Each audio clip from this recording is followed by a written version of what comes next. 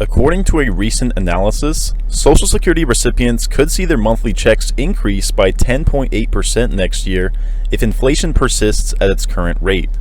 What's going on, guys? Josh Baldwin here for Mad Money Millennial, bringing you the latest news and most straightforward information out there for those of you on Social Security, SSI, SSDI, and SNAP or EBT benefits.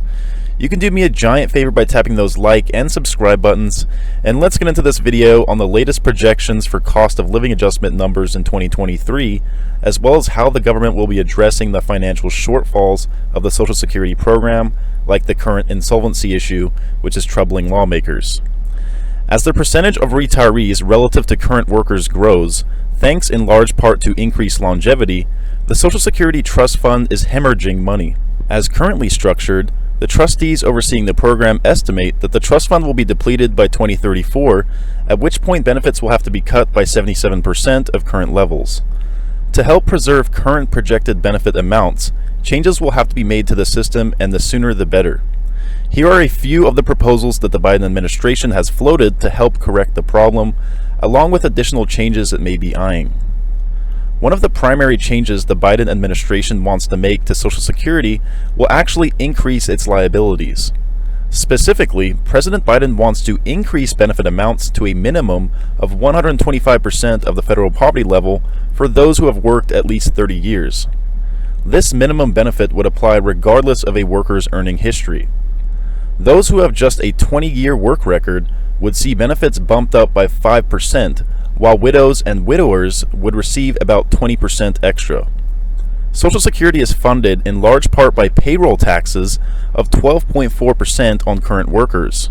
Half of this is paid by employers, so workers typically pay just 6.2% unless they're self-employed, in which case they are responsible for both the employer's and the employee's share. However, this Social Security tax applies only up to a certain level, known as the wage base. This amount changes annually based on the rate of inflation. For 2022, for example, the wage base is $147,000, up from $142,800. In other words, if you earn more than $147,000 in 2022, those excess earnings are exempt from Social Security taxes.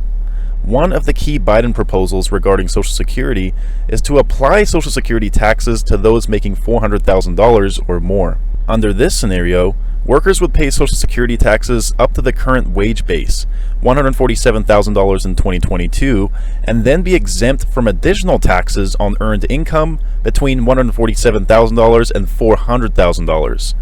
Once they've reached that $400,000 level, taxes would be applied to additional earnings.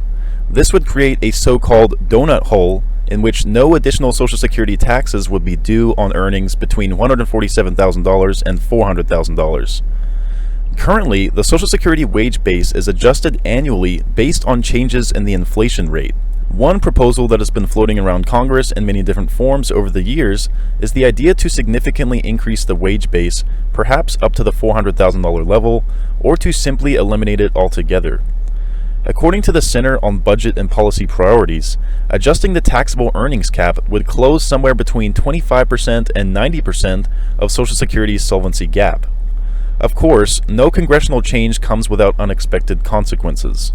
For example, under the scenario of increasing payroll taxes, some employers may shift worker compensation from the taxable variety to the non-taxable variety, perhaps in the form of enhanced and tax-deductible retirement benefits.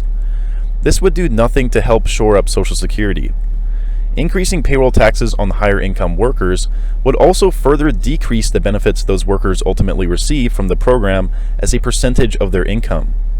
In other words, higher income workers would be paying more taxes on a proportional basis, but much of that benefit would funnel down to lower income workers. Republicans and Democrats have been feuding for years about how to fix Social Security, and they approach the problem from very different standpoints.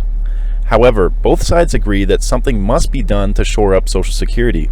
As with any political process, compromise is a necessity, so it's unlikely that President Biden will get all that he seeks in terms of Social Security modifications. But some combination of reduced benefits and/or higher taxes likely will be required to reach a resolution. Alright guys, I hope you found this video helpful. If you did, please leave a like.